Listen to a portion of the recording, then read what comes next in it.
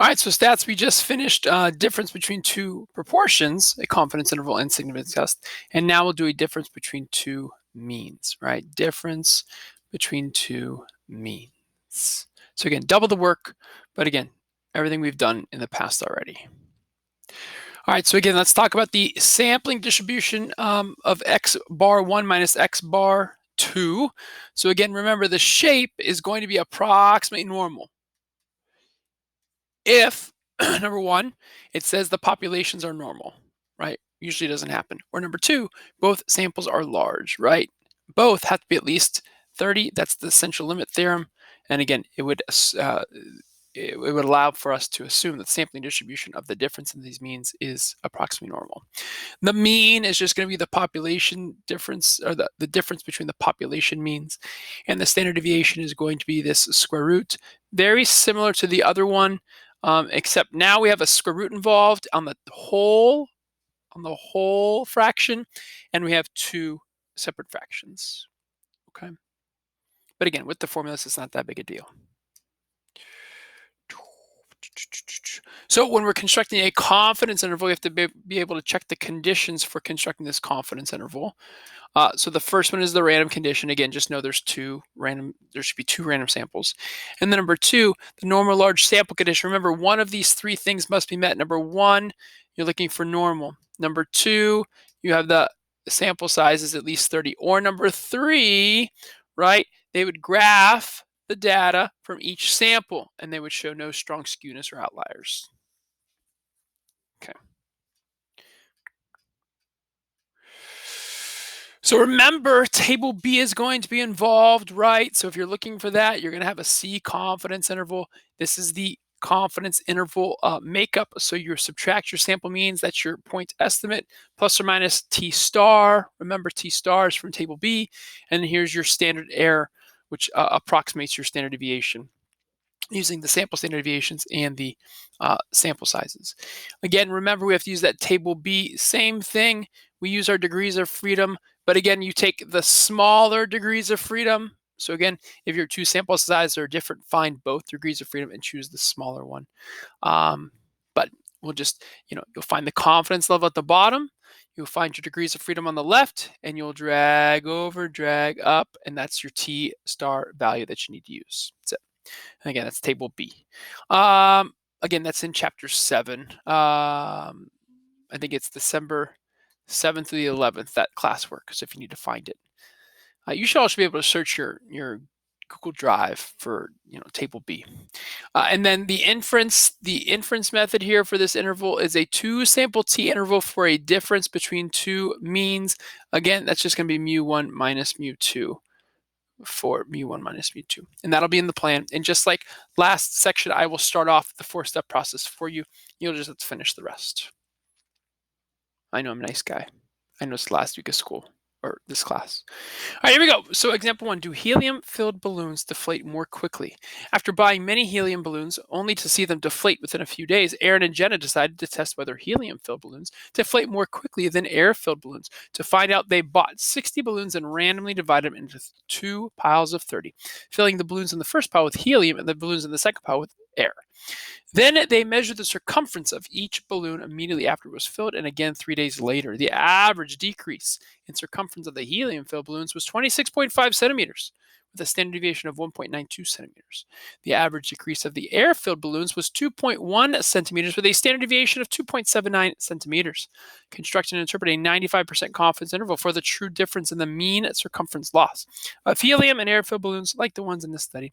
Let mu1 minus mu2 be the difference. Helium-filled minus air-filled. Okay, so we want to estimate mu1 minus mu2 at a 95% confidence level, where mu1 is the true mean circumference loss for all helium-filled balloons, like the ones in this study, and mu2 is the true mean circumference loss for all air-filled balloons, like the ones in this study. So notice the ones are going to be your helium-filled, and then the twos are going to be your air-filled. Okay, so we're doing a two-sample t interval for mu1 minus mu2. So the first thing we do is we check the conditions. Let's check the random condition. So it does say right here, they bought 60 balloons, and randomly divided them into two piles of 30. So again, both sample sizes will be the same. That's not always the case, but in this case it is. Okay, next we're looking for the normal large sample condition. So because both piles are 30, that's a great thing. So N1 is 30, which is greater than or equal to 30. N2 is 30, which is greater than or equal to 30. So by the central limit theorem, this this passes. This condition is met. Again, I did not look for the word normal, but I already knew that my sample sizes would be there. And again, there's no dot plot. If there was a dot plot, then that's probably a good indication that you use that part of the normal large sample condition. Okay, so now that we have the plan done, now it's time to do the problem. All right, so when we do the problem, oh, let me erase, sorry. Good. So when we do the problem, I'm gonna do it right here. So when you do the problem, you need to come up with the confidence interval. So we need our sample means, we need our sample standard deviations, and our T star value, okay? So let us go find our T star value. To do that, we need the degrees of freedom. So your DF1 is going to equal your DF2 because they're the same sample size. 30 minus 1 is 29. So now I'll go to my table B to get my T star value. Your degrees of freedom is 29 and your confidence level is 95. So let's go there. So if I come on to table B, go to the bottom, confidence level of 95, go up to 29. 29 is this blue. I got 2.045. That is our T star, 2.045. So T star is equal to 2.045. So we build our confidence interval. It's going to be X bar 1 minus X bar 2. So the ones are the helium. So helium, the average decrease in circumference of helium was 26.5. So that's X bar 1, 26.5, minus X bar 2, air filled was 2.1. That's quite a difference, right? Plus or minus the T star value of 2.045 times the square root of, so S1, so the first standard deviation, so this is S1, 1.92. So I'm going to put this at a big square root, 1.92 squared over your first sample size, which was 30. And then your standard deviation 2 is right here, 2.79 plus 2.79 squared over in your second sample size is also 30. And again, what I'll do is I will do that subtraction, and then I will do the margin of error to get my two numbers. So let's go do that on the graphing calculator. Okay, so here's Desmos graphing calculator. All right, so let me take away this grid so I can put some numbers over there.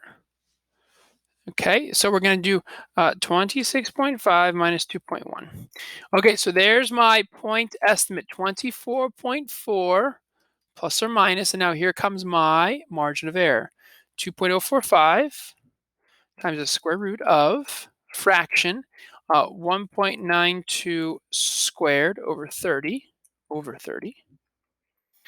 plus fraction 2.79 squared over 30. Okay, and I'm going to round to two decimals, just one more. So that'd be 1.264. The 4 leaves the 6 the same, so 1.26. So there is my point estimate. There's my margin of error. Add and subtract these two numbers. Let's subtract them first. So 24.4 minus 1.26, and then 24.4 plus 1.26. And there's my interval, 23.14 to 25.66 centimeters. That estimates the difference in the mean circumference loss, helium compared to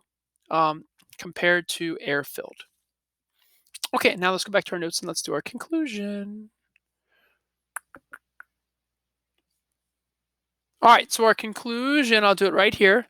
It's going to include two things. First is going to be the interpretation of the confidence interval. So we are 95% confident that the interval from, and it was 23.14 to 25.66 centimeters, captures the, I'm going to come over here, it captures the true difference in mean circumference loss.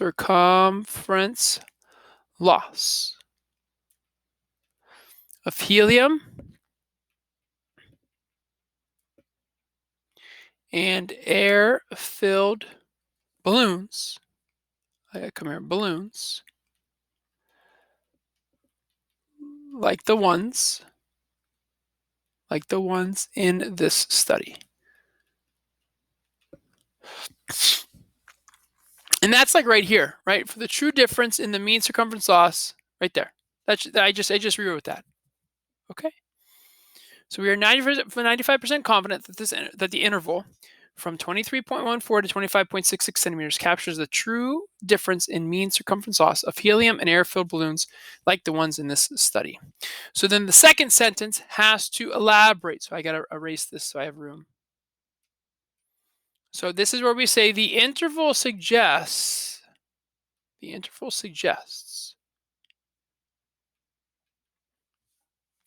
that the mean circumference loss for helium filled balloons is between 23.14 and 25.66 centimeters more than air-filled balloons. The interval suggests that